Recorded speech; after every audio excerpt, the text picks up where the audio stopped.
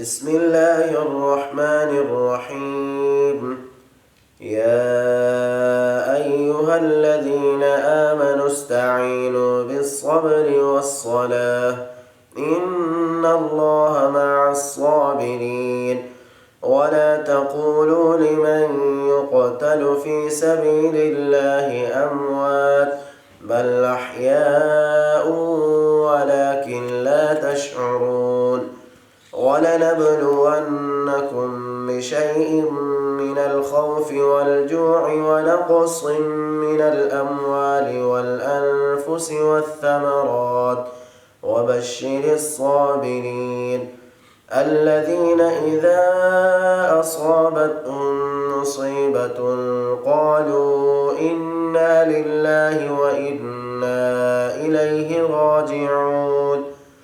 أولئك عليهم صلوات من ربهم ورحمة وأولئك هم المهتدون. إن الصفا والمروة من شعائر الله فمن حج البيت أو اعتمر فلا جناح عليه أن يطوف بهما ومن تطوع خيرا فإن الله شاكر عليم.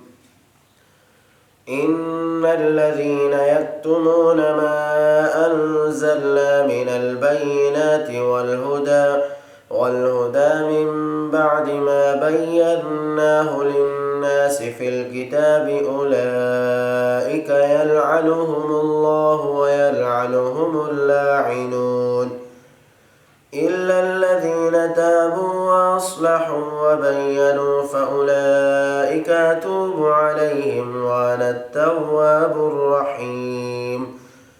إن الذين كفروا وماتوا وهم كفار أولئك عليهم لعنة الله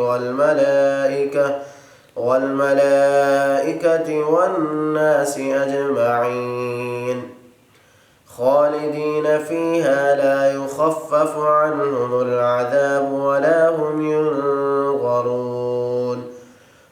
وإلهكم إله واحد لا إله إلا هو الرحمن الرحيم.